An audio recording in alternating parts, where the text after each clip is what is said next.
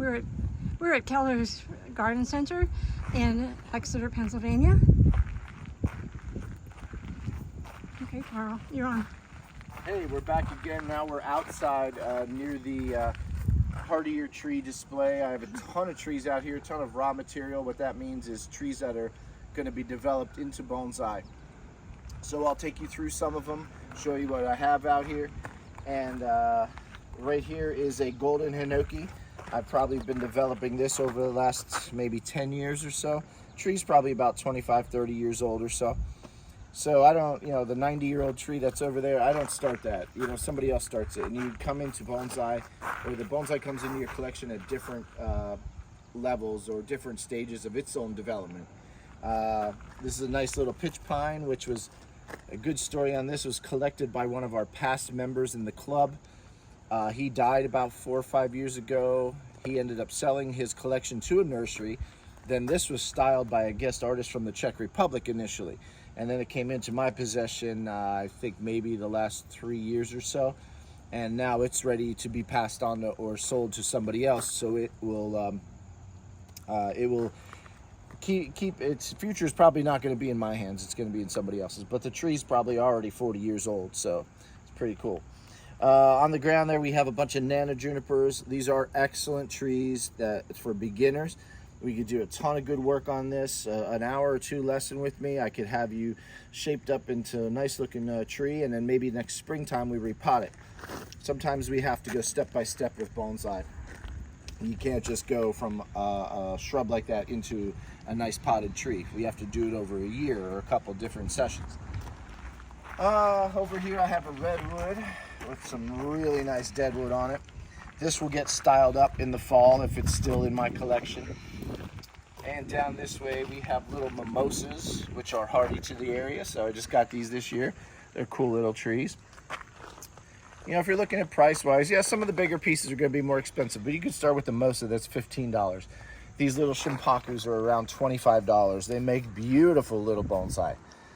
And if you came down and picked this out, we could work on a class to shape this into a nice little tree. And like I said, maybe next springtime we repot it, or if it's the right time of the year, we can repot it too. Excellent species to start with. Now these nanas are a little older and they have these nice big trunks. Hopefully you can see it on YouTube. So they're going to be a little more expensive. But you get there step by step. Buy the small ones, learn how to do that, and then as you get better at that, you make sure you keep the tree alive. Then you get into the little more expensive ones. So bonsai being the art of dwarfing trees to grow in small containers, we use a lot of different trees for the art. That's why I'm showing all these different species. So bonsai is not just one tree, it is the art of dwarfing trees. There's crab apples. These birches were possibly collected with the other birch inside near Sugar Notch. I have a quince, which gets beautiful flowers, and wow, we're starting to see another flower. These guys are supposed to flower spring, summer, or early spring, I should say. And I'm finally starting to get a new flower on this, so that's pretty cool. A nano juniper that has been styled already. So the shrubs you saw before, that's what's in them. And I could teach you how to get to that state and then get it into a nice container.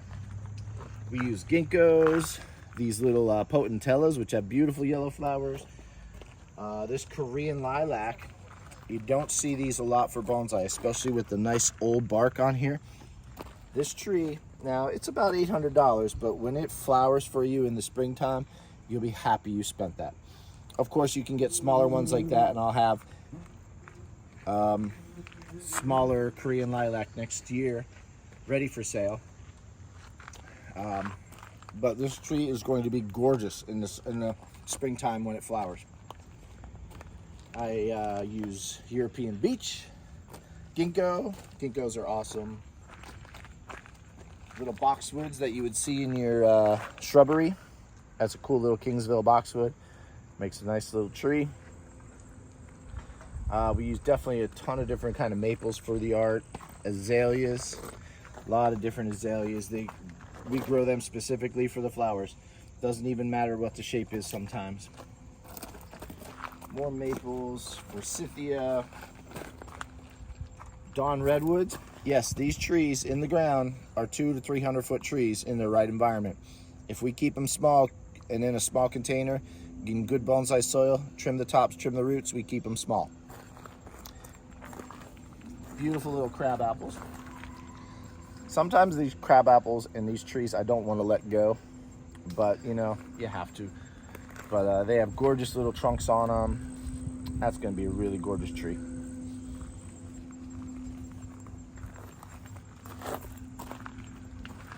All right, down here we have a, Virginia creeper. You never see a Virginia creeper looking like a tree. They're always viney and all over your yard. Collected pitch pine, tamarix, barberry. Those have thorns. Another little boxwood, nice little privet. Mugo pine. We use a lot of pines for bonsai. So that mugo at one point started something like this. You can see the trunk in there.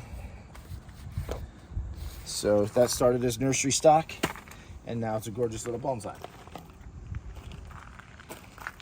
This hemlock's pretty neat. Very rugged old bark. If you want to take a picture over here. The old deadwood and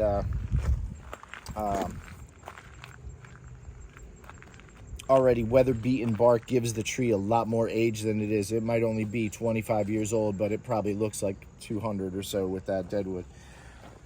So now I'm going to show you some of the bigger pieces that are in my collection. They're usually on display here, but we just had the bonsai open house, so we had all of our best trees out yesterday.